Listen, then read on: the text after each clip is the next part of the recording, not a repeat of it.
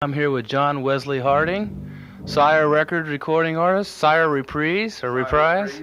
Reprise like cheese, that's what they say. Reprise like cheese. John, tell us a little bit about yourself. Um, uh, I play the guitar. I play the guitar. I'm very interesting, fascinating person to talk to, I knew that. interview. I knew that. Very fine at the guitar, handsome, English, well-educated, a perfect match for your daughter, all those things. Well, you've heard it first, right here, alternate B. No, I've said that many times before. This is another signing. Did Seymour Stein come out to see you? Is this how this worked out with the SIRE deal? Yeah, everybody's got a Seymour Stein signing story, if they were signed by him in the first place, that is, unless they're on another label. But mine was great. We just barged into his office at midday and he gave me a deal by 12:30. That's the story? Yeah, that's the complete story. My manager knew him years before, and we went into the place and said, we want a record deal. And my manager said, do you remember me 15 years ago? Here's the thing. This is the new guy. I bought you after 15 years. And I played him 2 songs which didn't even make the final record because I write a whole load of songs. And that was it.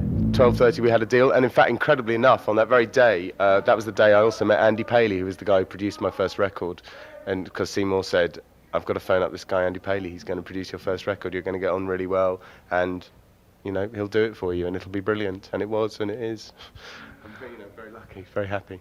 That's very impressive. It's great. And then once that had happened, we got together the best musicians we could find, which turned out to be Elvis's band, The Attractions, Elvis Costello's band, The Attractions, and did the album live in the studio over 3 weeks, and that was it. Cost very little money to make, very live music. The way it should be done, I think.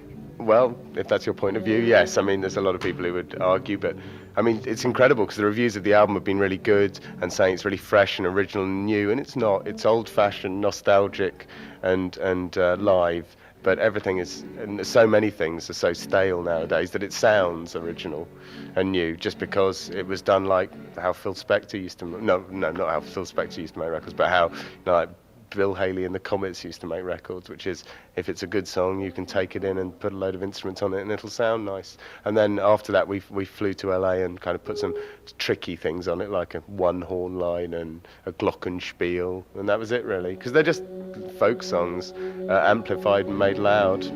A solo artist on the road must have some difficulties and some high points to it. Can you elaborate a little bit? Well, it's nice for me to be out with these bands because it's not going to end up to be my natural audience. I'm playing to a lot of people who won't have otherwise heard me and might not have otherwise heard me, even though it seems that the radio have picked up on the album really nicely, which is good. And in fact, radio over here is a complete mystery to me anyway, because in England we have one radio station. If you're on it, you get a hit. If you're not, you don't,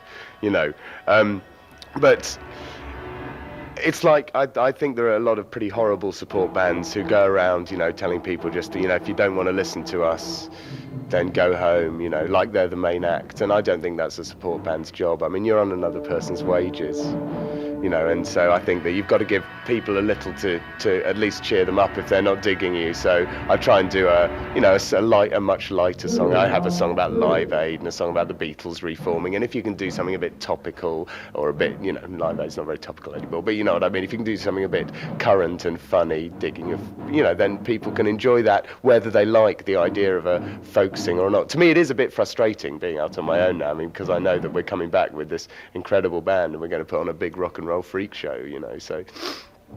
Well, it sounds like you have a lot of good ideas, and do you? Ideas we're not short of. Yeah.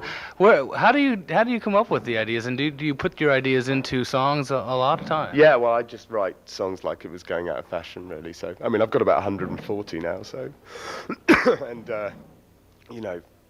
there's loads to come, and there's loads of albums that I hope are going to be made in, exactly the same way, very cheaply, because I think that's the way to keep going and to be happy. On touring is a different matter. I think you just have to keep saying, every place you have to go to, there's always something to find out and some fun to be had, and and when we were in Washington, it coincided with their mayor being done for drugs, and when we were in Guelph, it coincided with the university there suing the students suing the board for $4 million. I mean, these are all exciting things when you're going around, and I've never been to any of these places before. I've been to the States once, so that's all good. But songs themselves aren't a problem.